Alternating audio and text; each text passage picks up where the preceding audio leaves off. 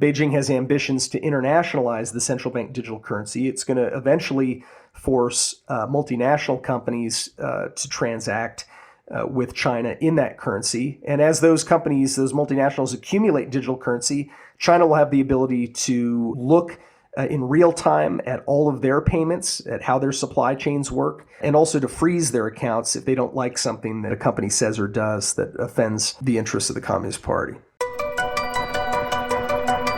Welcome to Post-Corona, where we try to understand COVID-19's lasting impact on the economy, culture, and geopolitics. I'm Dan Senor.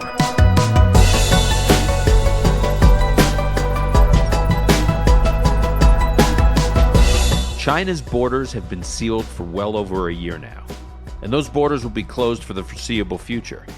That obviously is a result of the pandemic. But is there a larger grand strategy at play? For decades now, China's coupling with Western economies has been the dominant theme of the global economic landscape, really beginning with China's ascension to the World Trade Organization in 2001. But that's been changing. Fast forward to a speech by President Xi Jinping to mark the 100-year anniversary of the Chinese Communist Party. President Xi spoke before a massive crowd in Tiananmen Square. The Chinese people, he said, will, quote, never allow any foreign force to bully, oppress, or enslave us. Anyone who tries to do so shall be battered and bloodied, colliding with a great wall of steel forged by more than 1.4 billion Chinese people using flesh and blood, close quote. A great wall of steel?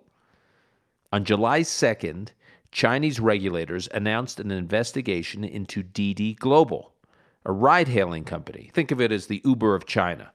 They announced this investigation right after DiDi's IPO. DiDi had raised $4.4 billion in the biggest Chinese IPO in the U.S. since Alibaba's in 2014. There have been similar moves against other Chinese companies listed in the U.S. Where will this go? Well, consider this.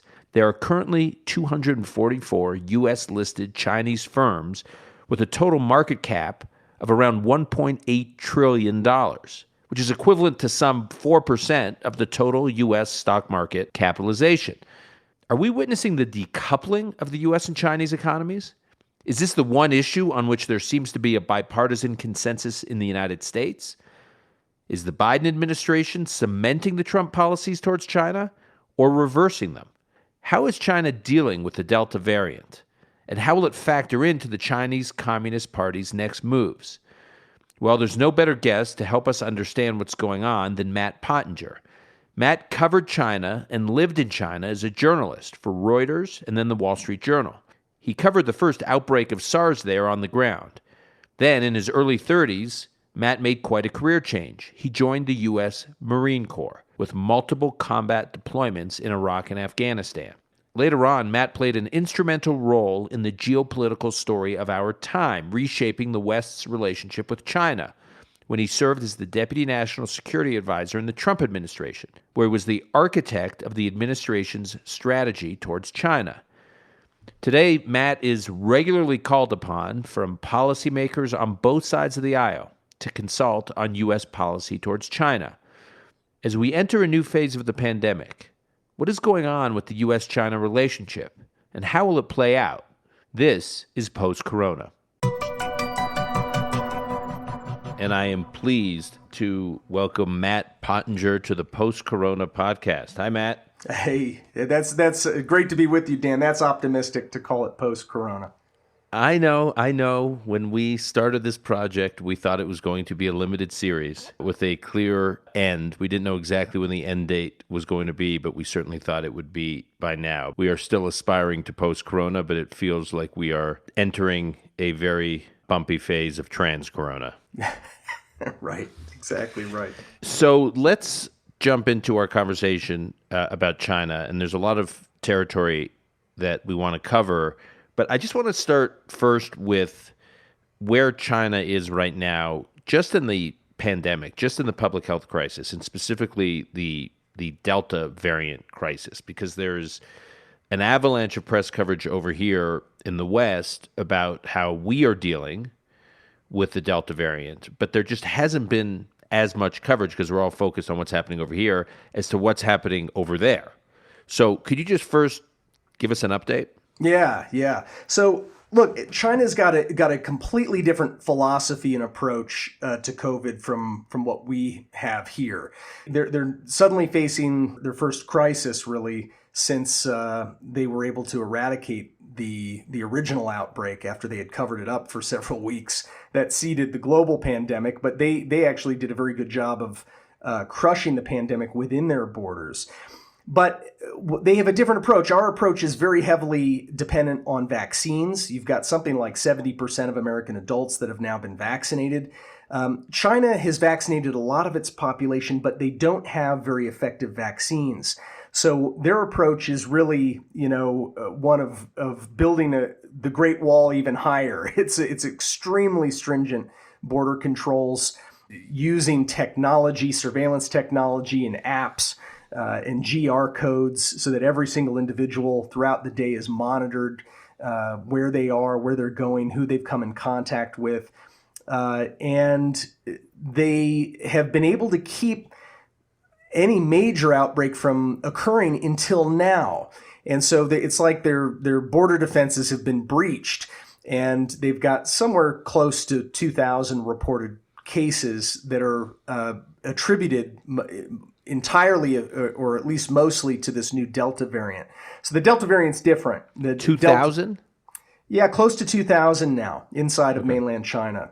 And they have rolling lockdowns that are taking place. There have been cases reported in half of China's provinces. But they've jumped on this thing with major lockdowns, mandatory masking. Everyone has a red or a yellow or a green QR code on their phone at any given time that dictates whether they're able to move or not out of their homes.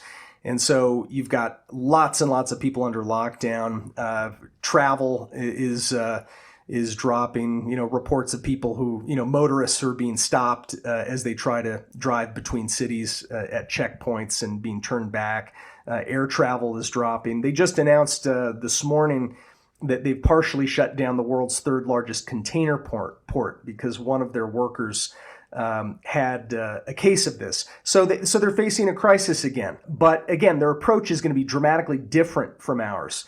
Ours is, by default, we've had to learn how to coexist with this virus. And I think that's been true of most major countries, with the exception of some island nations that have, Taiwan, Australia, and New Zealand have been very effective at just, using the oceans as a moat and stopping activity long enough for these things to peter out. With big countries like ours and India and Europe and Japan and elsewhere, it's been harder to actually contain the thing. So it's been more about mitigating the effects, using heavy vaccination strategies and trying to coexist with the virus. The Chinese Communist Party has made clear that it has zero intention of following that kind of an approach. In fact, they've mocked democracies for the way that we've handled this pandemic, and they've made clear that they're going to have a zero tolerance approach. That might work, by the way. It's worked pretty well until now. China is not a typical country in this respect. They've got massive control over their people. They've increased the degree of control they have over their population thanks to COVID. And they are determined to completely eradicate this virus, even this Delta strain. I saw one market study that approximately 25 cities have been currently tagged as, quote, mid to high risk in China, 25 Chinese cities. And if you look at those cities, they collectively account for about, 12 to 15% of China's national GDP. How big of this phase that they're in right now, how big of an economic crisis? I know you said travel's down, retail, entertainment, et cetera, economy is sort of uneven at best. Are they potentially heading into a real economic crisis similar to what we experienced in the first few months after our first wave? It's definitely going to depress the economic recovery that hasn't really fully blossomed from the early 2020 crisis that they faced with the original pandemic that emerged from Wuhan. So what they're looking at now is the political cost as the first priority. They know that there's going to be a significant economic cost in terms of a slowdown in commodities trade and in travel and retail that could spark inflation. But they're willing to tolerate all of that because the much more significant concern for the ruling party is the potential political cost if they are unable to contain this thing. So they're willing to stomach some pretty steep economic costs in order to eradicate the virus. And I don't think that that's all going to end in a month or two when presumably they've managed to contain this strain again. They've got a party plenum meeting later this year. They're hosting the Olympics, the Winter Olympics early next year. And then at the end of next year, next fall, 15 months from now, they've got their party Congress that happens only once every 5 years. And that's going to be the meeting where Xi Jinping, I expect, he's going to try to extend his rule for another decade. So they're not going to take any chances with a political and health crisis. They will take their chances with an economic slowdown. So it looks like, it's unlikely that they'll reopen their borders in the near term. But 2023, you got to wait until 2023, another year and a half before, for them to reopen the borders? Yeah, I think so. Why 2023? But they don't have a vaccine strategy that's going to get them to herd immunity. So this is the most important defense that they have against Delta strain and the strains that are going to follow, like Lambda, which is also a problem, also highly contagious. And so they're going to keep leaning on extremely stringent border controls as the first pillar of their defense.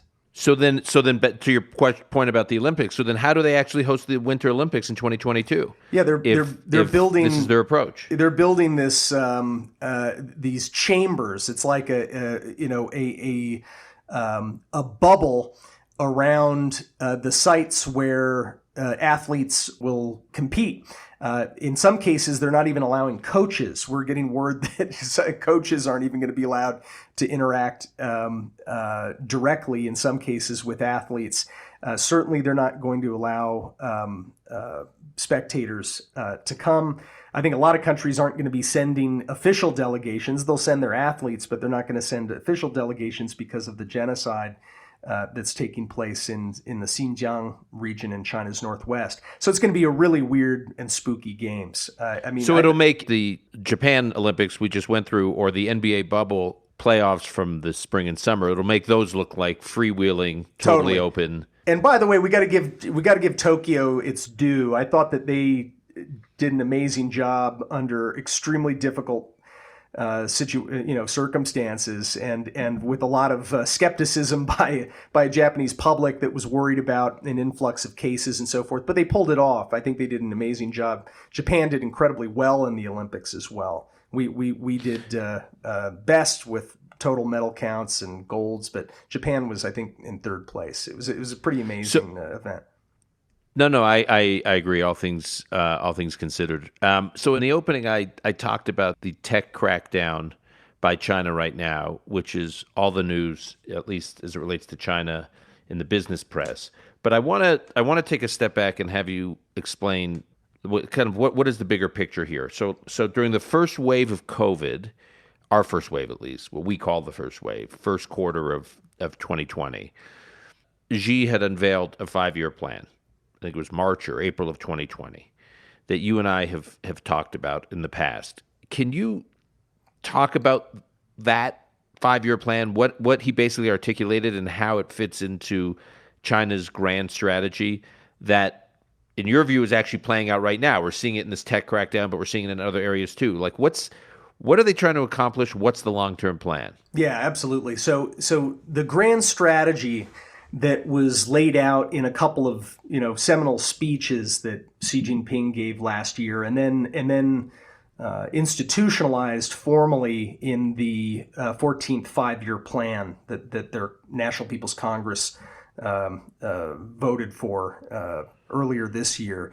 The plan is one of what I would call offensive leverage and decoupling on Beijing's terms. Okay, so Beijing often complains about decoupling from the outside world. Yeah, from the West, basically. In what they want to decouple, it's a selective decoupling, where Beijing has said rather explicitly that it wants its supply chains to be independent of industrialized democracies, and other industrialized countries when it comes to high tech. So, the industries that are going to be the commanding heights of this century, Beijing wants to be wholly self-reliant. They'll steal technology, but they don't want to have to buy it. They don't want to have to import equipment and semiconductors and software from the West. They want to have those things themselves and to be self-sufficient. At the same time, they want to make sure that those other industrialized economies become increasingly reliant on China for those same high-tech supplies. That is laid out explicitly from the top leader himself in his speeches and in their documents. Now, there's another component of this. It is that China wants to continue importing. In fact, it wants to grow itself as an importer of raw materials, fungible goods from countries around the world, and to use the leverage that it acquires as a major importer of low-tech stuff in order to advance its political objectives. In other words, to acquire economic leverage that it can exert against those exporting countries in order to achieve political aims that China's pursuing. So I'll give you an example. There's several, but one of the most poignant ones at the moment is what China's been doing to Australia. China, for the past more than a year, has been crushing Australian exports. It's basically put prohibitive tariffs and other non-tariff barriers in place that have done damage to beef exports from Australia, certainly seafood exports, wine, coal, not iron ore, incidentally, because China doesn't have another substitute that could replace Australia as a source of iron ore. So it's for things that are fungible that China can substitute, imports from other countries that they're targeting right now. And then they issued a list of 14 demands to the Australian people, and the demands were all political in nature. It said that Australia has to stop allowing its press, it has to muzzle its free press. It doesn't want Australian press to be able to criticize the Chinese Communist Party. Australia has to give in to China's excessive claims over the South China Sea, and so on and so forth, 14 of these demands. Now, the good news in this is that the Australian people have seen this for what it is, that this is an ultimatum that really would herald in a new era where other countries, including Australia, would be subordinate to China. So the Australian people have refused to give in to any of Beijing's demands, and they've worked to find new markets for their exports. Substitution works both ways. You can also find new export markets for commodities, and that's exactly what the Australians have been doing. And so they're riding through this storm with pride, and really they've set an example for the rest of the world. How has this grand strategy been informed by Xi's interpretation of what led to the disintegration of the former Soviet Union? Yeah, so I think that it's fair to say that he's fairly obsessed with, and he's not alone in the Chinese Communist Party in being obsessed with trying to avoid the fate of the Soviet Union. So you had this incredible set of shocks that buffeted the Chinese system 30 years ago at the tail end of the Cold War. China had experienced the Tiananmen protests in 1989 that they put down violently. They then saw the United States defeat Saddam Hussein's forces, leading a coalition in massively lopsided victory. In 1990, 91, and then later in 1991, you had the collapse of the Soviet Union. So So Chinese officials began studying obsessively what is it that they could do to try to prolong Chinese Communist Party rule at a time when the Eastern Bloc has collapsed, the Soviet Union had collapsed, and what they came up with was this threading of the needle, this idea that they would allow certain elements of the market economy to help boost the economy. They would loosen controls over people's lives to an extent, and also normalize the politics in such a way that Deng Xiaoping didn't want to see a return to a cult of personality, Mao Zedong style leader in China. So he instituted some norms like retirement ages. He made it more of a consensus-driven approach. But he also had in mind all along the idea that once China was strong enough economically to confront the United States, it would do so. And that's the moment we're at right now. That's the moment that became, the fig leaf of hiding its capabilities and biding its time. That fig leaf blew away with the onslaught of the coronavirus pandemic beginning a year and a half or so ago. Now, if you look at the grand strategy that you summarized earlier, you'd think that the reach of Chinese tech companies and the reach of the Chinese tech sector globally, not just in terms of ultimately reaching consumers globally, like say TikTok does, and meaning not just being a domestic Chinese product, but actually something that reaches global markets, but also the ability to raise capital globally. You'd think that would be a priority, and for Xi and the Chinese Communist Party, but you argue that they either subordinate that to political control, or at a minimum they think that the way we see their moves in terms of clamping down on tech, and we'll get more granular in a moment on what they're actually doing on the clamping down on tech, but I'm just trying to understand, do they think that they can actually control tech and control the growth of the tech sector without setting back the economy? Right. Well, their economy. Yeah, it's great. It's a great question. And of course, the paradigm that we've all lived by since, the Deng Xiaoping era of reform and opening really took its fullest flight in the 1990s up until China entered the WTO a decade later. In 2001. Which was what, 2001? Yeah, that was, they came in December of 2001, so almost exactly 20 years ago.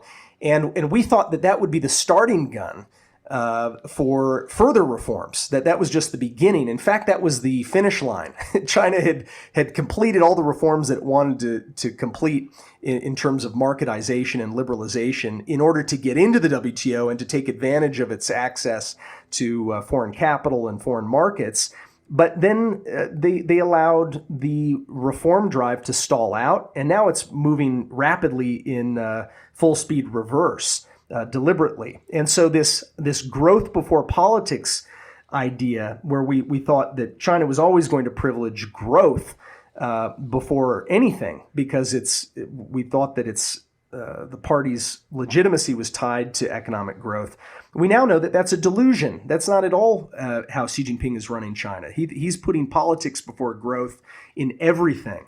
And that includes in the tech sector, where you had powerful, wealthy entrepreneurs.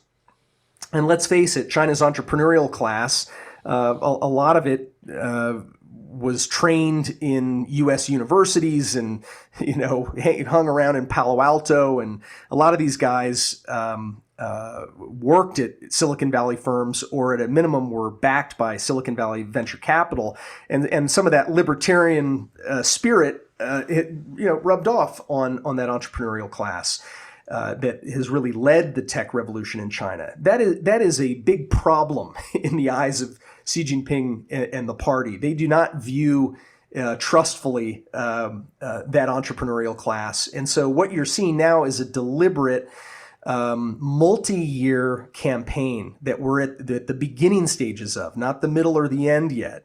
For the This party, is just the beginning. This is the beginning. They're going to assert their control over several sectors, beginning with technology, in part because they're worried about all of the data falling into the hands of foreign governments. They're worried about the data at the hands of empowered entrepreneurs in China. They want to control that data, and they want to control those sectors. But also, Xi Jinping has a bit of a bias against what we term the tech sector today in the United States. At least the part that you read the most headlines about are consumer-facing apps.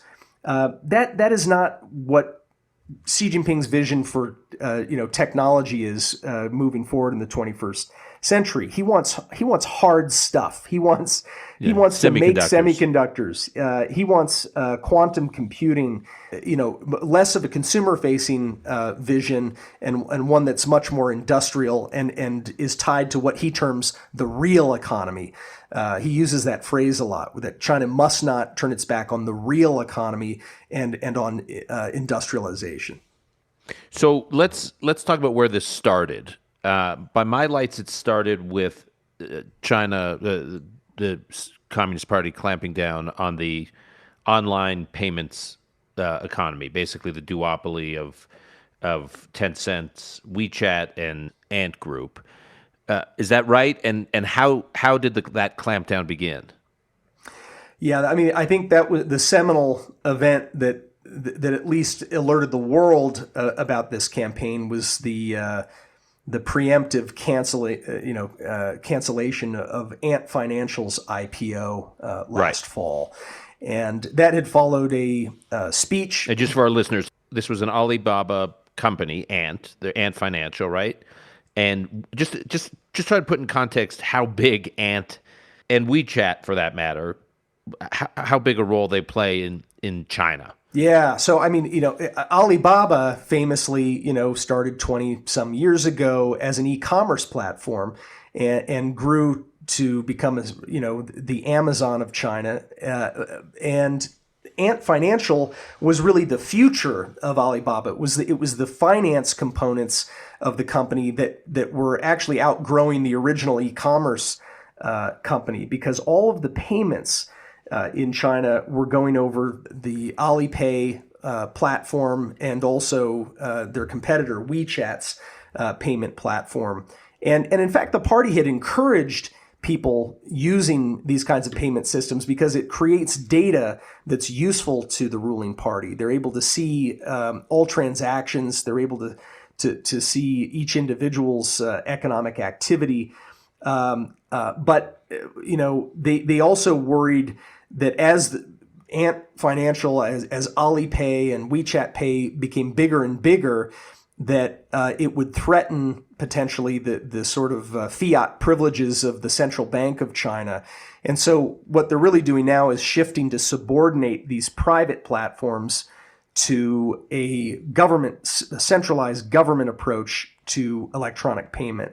And that's going to emerge publicly at the Beijing Olympics in just six months from now with a central bank digital currency. So it's going to be very different from crypto and Bitcoin and things like that, which are decentralized by nature. This is going to be a centralized digital currency that will give China complete data over all economic activity involving. So any transaction an average citizen makes using this currency, the government will be able to track. Not only will they be able to track it, they'll also have the authority to freeze those accounts. To freeze currency if they want to at a keystroke. And that's useful for keeping your own population in line. But also over time, Beijing has ambitions to internationalize the central bank digital currency. It's going to eventually force multinational companies to transact with China in that currency. And as those companies, those multinationals accumulate digital currency, China will have the ability to look in real time at all of their payments, at how their supply chains work, and also to freeze their accounts if they don't like something that a company says or does that offends the interests of the Communist Party. So China suspends Alibaba's efforts to launch the Ant Financial IPO, and then fast forward to what the Chinese Communist Party did last month with DiDi. DiDi is China's version of Uber. It has something like 500 million users or some unbelievably high number. DiDi was about to list on the New York Stock Exchange, and China did what?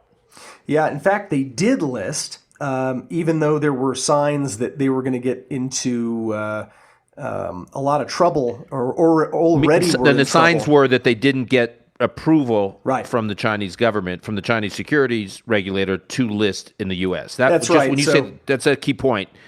When you say there were signs, the signs were they were supposed to get approval, or they should have gotten approval, and they didn't, and they just proceeded. That's right. And within a matter of days after they raised $4.4 billion, it's one of the largest IPOs out of China. $4.4 billion from largely U.S. investors. Yeah, it was Right. on U.S. exchange, and it was U.S. investors. Within a matter of days, the Chinese government announced that they were freezing DiDi's app. So DiDi is the Uber of China. In fact, Uber's invested in DiDi. Suddenly, DiDi is not allowed to disseminate its app anymore.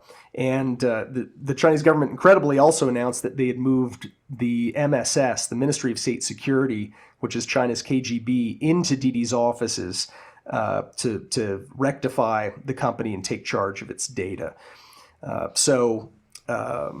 Pretty incredible turn of events that happened just within a matter of days of them raising that money. And I think that has really shaken, finally, the market's faith in the Chinese Communist Party to put growth before politics. It's that delusion is now out there in the open. And it completely torched the value of a whole range of shares of stocks. Yeah, so gaming, I mean, Chinese stocks listed in the U.S., Chinese companies listed in the U.S. Yeah, as you look at this campaign, as I mentioned, they're at the beginning, not the middle or the end of this multi-year campaign. They're looking at all sectors, and starting with the other technology sectors. They're looking at at gaming. It looks as though from authoritative party statements that they think that video games are very damaging to the health and welfare of minors, and so those stocks have taken a bath. China has essentially made public ended the private sector's control of education. So let's just. I just want to explain. So that's an important. That sector is in China. The private tutoring, if you will, industry is a big industry. A lot of big companies, which actually attracted a lot of private equity and venture capital investors from the U.S. I just spoke to an investor the other day who invests heavily in education, and he in for-profit education. He said China was the hot market. There was all this supplementary. There were all these supplementary education services offered to the Chinese market that were booming. It's something like $100 billion sector in China, and now the government is saying what to that sector and why. Yeah, that sector is now coming under state control. So Beijing does not trust private companies or their curricula. It wants to control directly the curriculum of education companies, even tutoring companies. But also, remember, Beijing now recognizes belatedly that it has a demographic time bomb on its hands. The country is going to grow old before it grows rich. And the one-child policy has now been turned into first into a two-child policy and then suddenly into a three-child policy as Beijing tries to encourage people to have more kids. And one of the complaints that the party frequently heard was that the high cost of education in China, and including private tutoring and the like, was an obstacle. Was a disincentive to have more kids. And so part of this is about leveling the playing field, eliminating competition in education, and putting education onto fully into the hands of the state, in the hope that might incentivize a higher fertility rate in China. So that's part of this. And so they've hit tech, they're hitting gaming, they're hitting education, as you said. What's next? Healthcare? Yeah, healthcare is an obvious one that I think is going to drift into the crosshairs because of all of the sensitive data that it involves, but also for the same reason that they've gone after private education, that it's expensive. Healthcare is getting expensive. Beijing wants to control healthcare prices much more actively. And so that's an area that's drifting into the crosshairs. Property is a more complicated one because property doesn't have. You mean just residential real estate? You mean residential real estate in particular, even more than commercial. There are a number of Chinese companies that you've been reading about. Evergrande, for example, the second largest residential property provider that is massively over leveraged. And so Beijing is going to look at property in a pretty hard way in the hope that it can diffuse this debt time bomb and mitigate against systemic risk to its financial system. But they're going to do that very carefully. They're going to do that more carefully than they handled, say, the DiDi IPO or the Ant Financial IPO or the private tutoring and education sector. And that's because everyone in China, or a huge number, hundreds of millions of people own property in China. It's the only way that you can save money or grow your wealth in China because you don't get a return on bank loans and you can't convert the currency to invest in stocks abroad. So everyone's wealth and nest egg is tied up in property. So that's going to be real brain surgery for the Communist Party. On education, the steps the government took, the Chinese government took, were one, there could be no private, I think, there could be no private for-profit education companies. They all had to be transitioned to effectively non-for-profits as a structural matter. And two, they couldn't raise foreign investment capital. Is that where they're heading with healthcare? Because if the healthcare industry in China cannot attract foreign capital, that's like a really big deal for the global investing community that had seen this massive Chinese market as a place to deploy a lot of capital.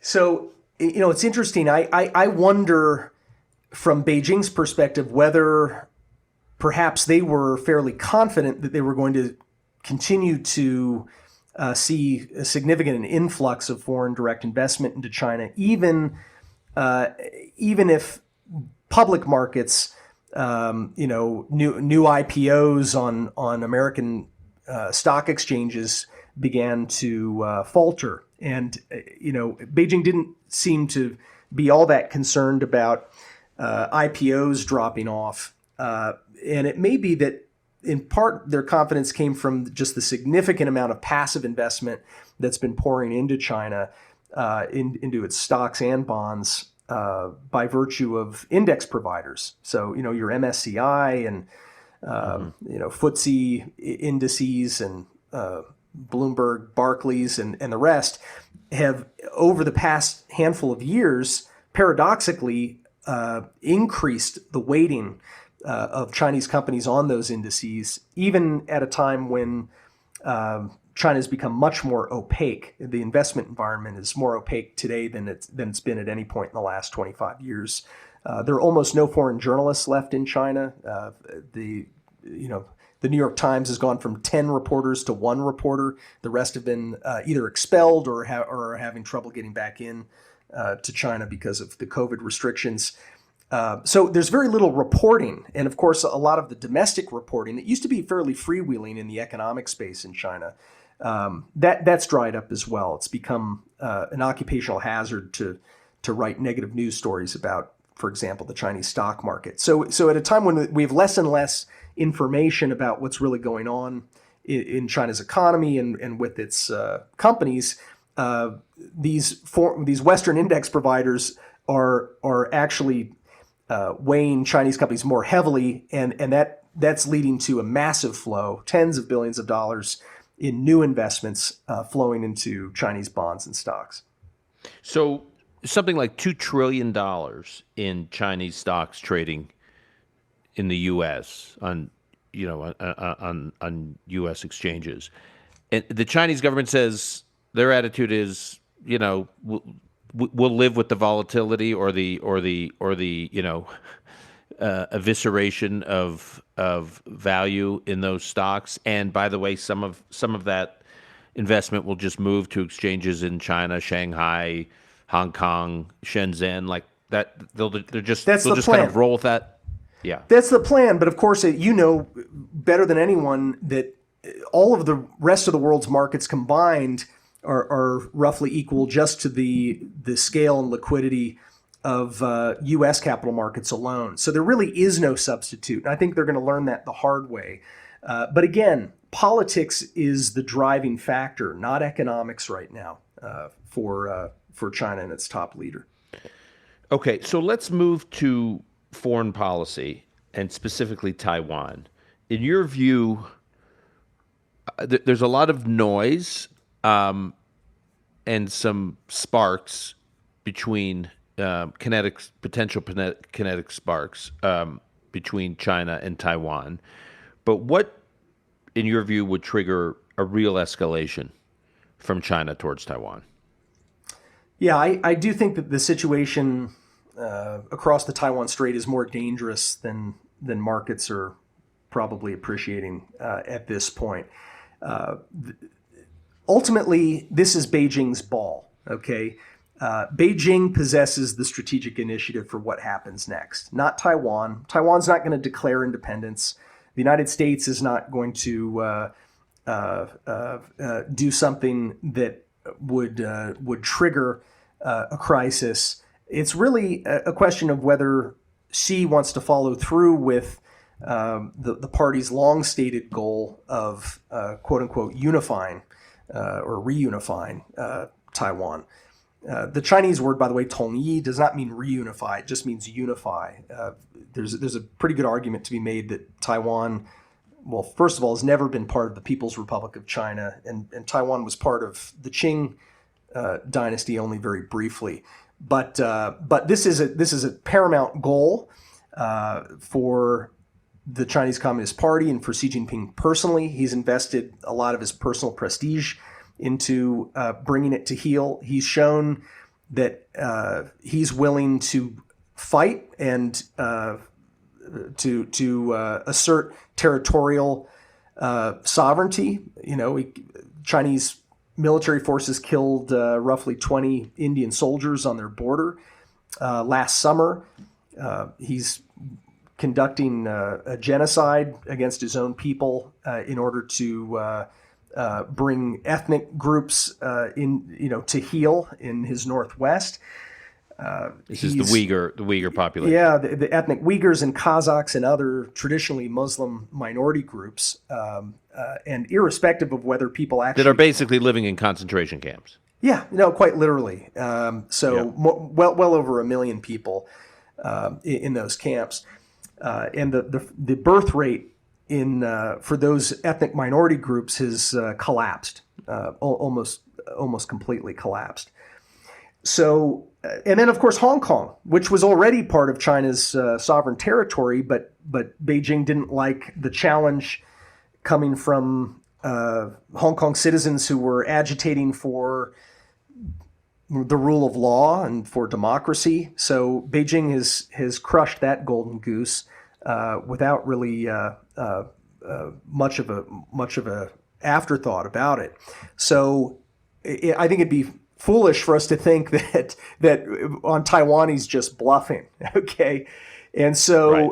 So what you then have to start analyzing are China's capabilities, and a lot of the focus has been on whether or not China and the People's Liberation Army have the amphibious sea lift that they would need to be able to conduct a successful invasion of Taiwan. Remember, amphibious assaults are pretty much the hardest thing that you can do militarily. Not easy, but we've been looking very closely at this amphibious sea lift, and we found that if you only look at China's military sea lift, traditional gray hull naval vessels, it looks like they may not yet have sufficient capacity. But then when you start to take into account the civilian vessels that have been organized, trained, and refurbished to be able to carry military equipment, you start to see a multifold increase in their sea lift capability. So we may actually be pretty close to the point where they've closed that gap, and we'll have sufficient sea lift to be able to roll the dice on an invasion. Let's talk about the current administration's approach, the Biden administration's approach to China.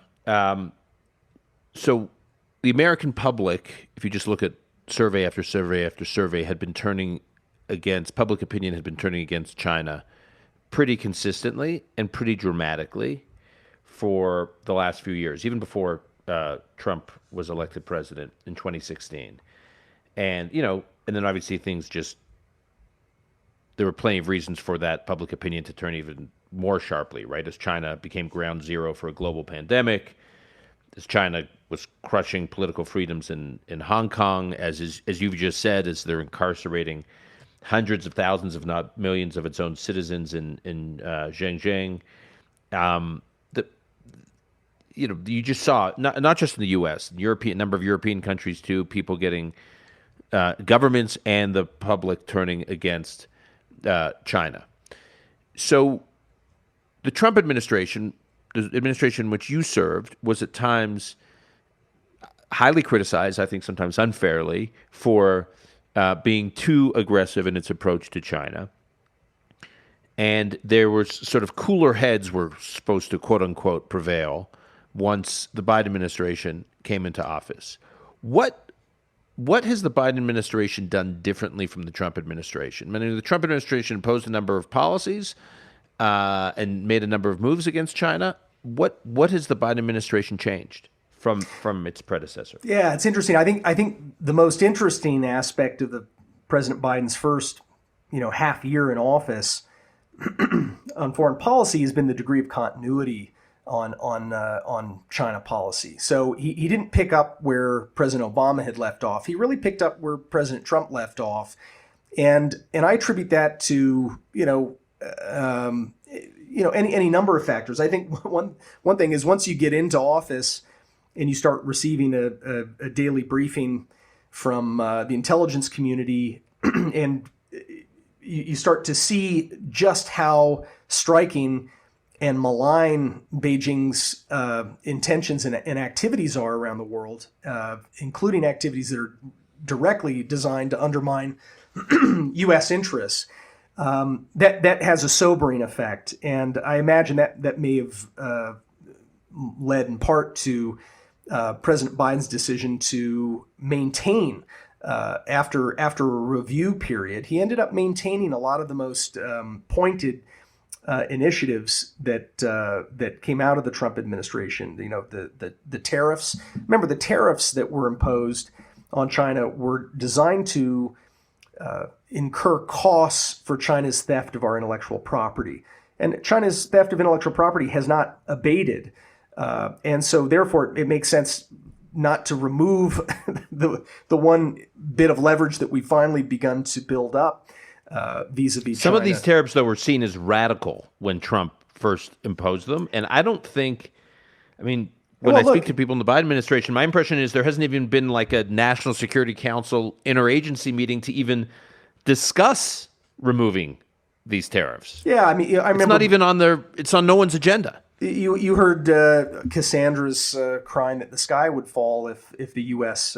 Put tariffs on China. Not only has that not happened, we actually still have record trade with China. Of course, the vast majority of it in the form of imports into our country, even with those tariffs. So, the tariffs gave us leverage for the negotiations for that Phase 1 agreement. And then, of course, the Phase 1 agreement seemed a lot less relevant in the context of a pandemic that's cost us several $1 trillion, and which emerged in part because Beijing didn't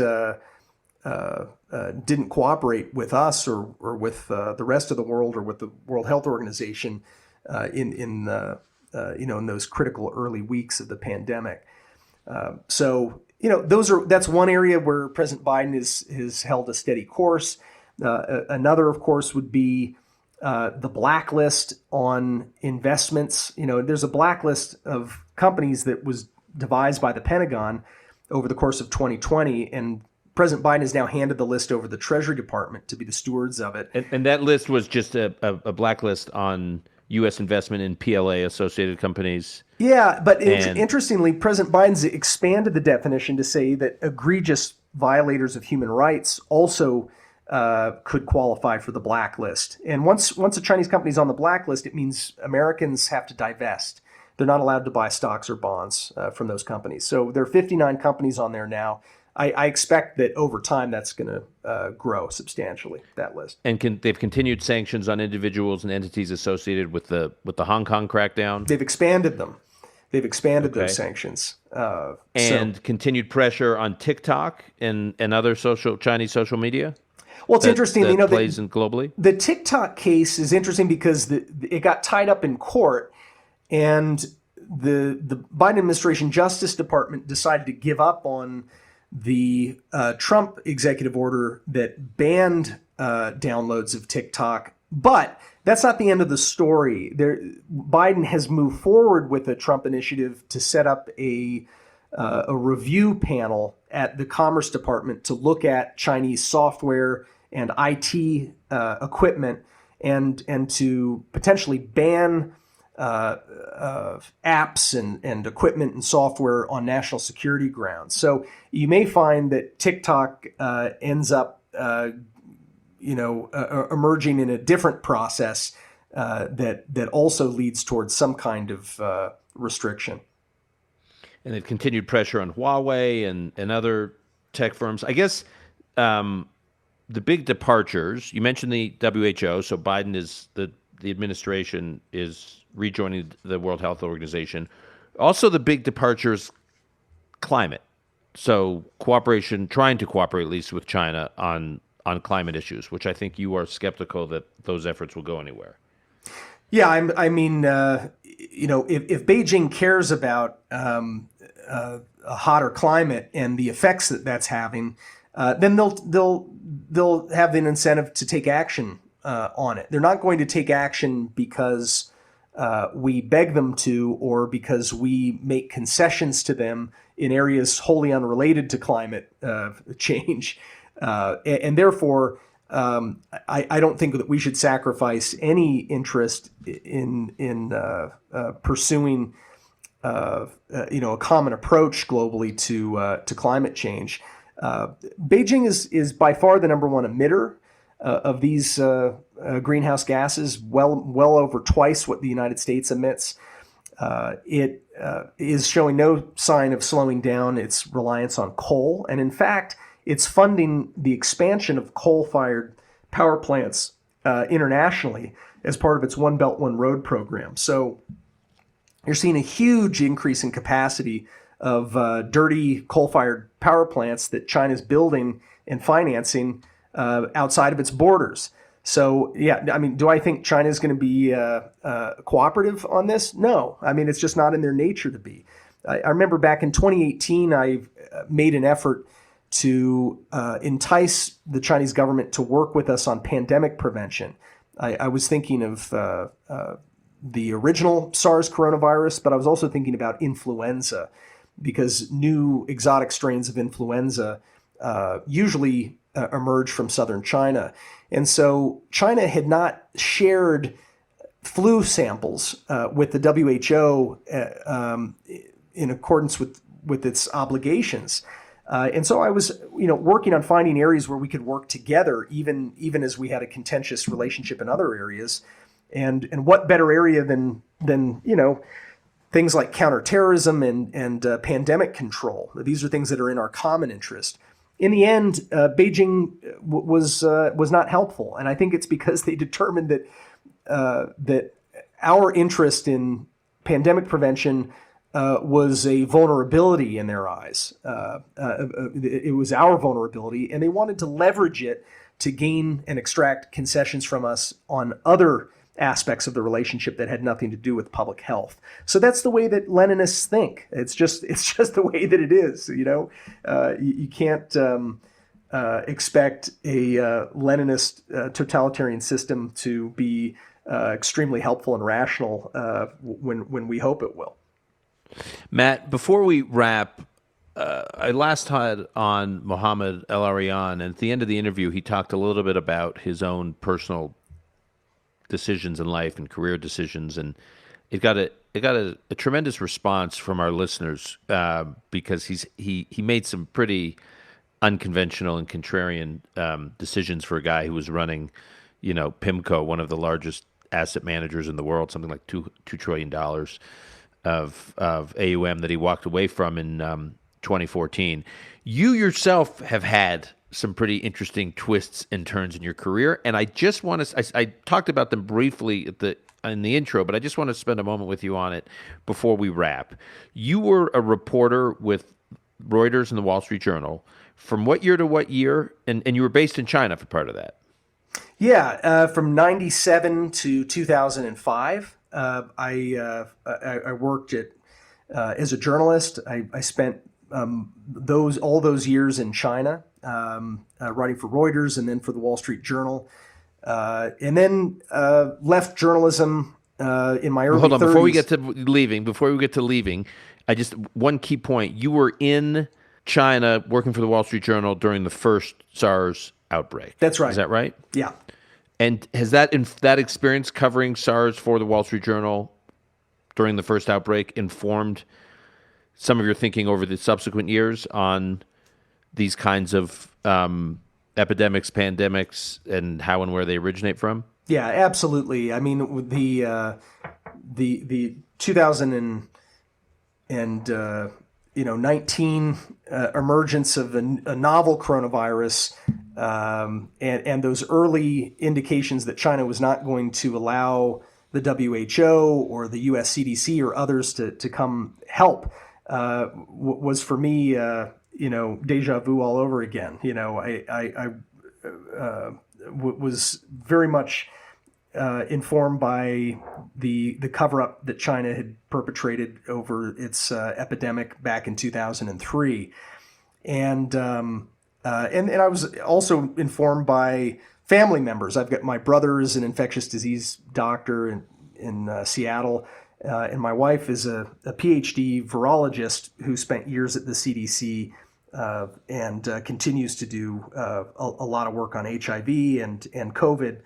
And so, all three of those resources, my own, past, informed by reporting on SARS, and then family members helped inform. And then that combination, late 2019, early 2020, you're in the White House now, in the National Security Council, and you have all that perspective that's informing you. And while some officials and some in the media are playing down coronavirus, the COVID-19, you, based on your experiences, are saying, wait a minute, there's something here. Yeah, no, absolutely. I mean, over the course of January, I think the press was extremely complacent. I remember a lot of these headlines about how,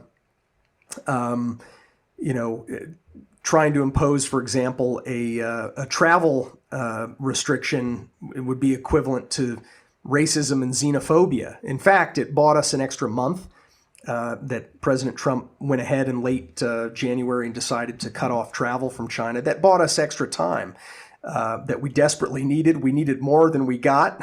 And in the end, if Europe had imposed a travel ban as well, I think we would have had far fewer deaths in both Europe and the United States. The virus really didn't come into the United States in a big way from China. It came in via Europe because the Europe. So your point is, had Europe cut off China travel too, then it would have there'd been less spread in Europe, which then would have led to less spread. You got in it. the US. It came in the back. It came in our back door, and we asked the Europeans to follow our lead in cutting off that travel, and they were unwilling to do that.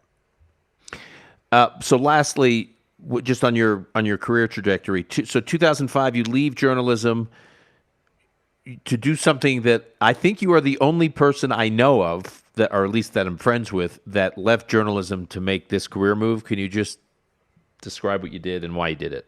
Yeah. There are a few of us, but it was an unusual move. I think it was. I was watching out of the corner of my eye from China. I was watching what was going on in Iraq and how the war that we got involved in there ended up being of a different nature than what we thought it was going to be. It was transforming into an insurgency, and so I was concerned that if we weren't able to salvage some kind of a decent outcome in Iraq, it was going to damage our credibility and our power elsewhere in the world. And so I am the stepson of an Air Force officer, and my stepfather Vic had a big influence on me growing up. And so when I was 31 or 32, I signed up for officer candidate school in Quantico and joined the Marine Corps. Matt, we've kept you longer than we said we'd keep you, so we'll wrap it here. I thank you for your service to the country, not only in uniform, but also what you did in government as a civilian over the last few years, and obviously how you informed many of us in journalism and continue to inform many of us today with your public commentary and analysis. It's badly needed. You are a unique character in American public life, and we need you to keep doing what you're doing. So I'm grateful generally for what you do, but also want to thank you for taking the time to help us understand some of these complex issues. And the bad news for you is we are probably going to ask you to come back at some point. I'll keep pulling your ratings down for what is otherwise a really good show. And so thanks for doing it. Thanks for what you're doing to inform audiences on a lot of important, complex stuff. Great. I will. I'll come calling, Matt. You'll be back on post-corona, unless post-corona actually comes, and then you're off the hook. God willing. Thanks, Dan.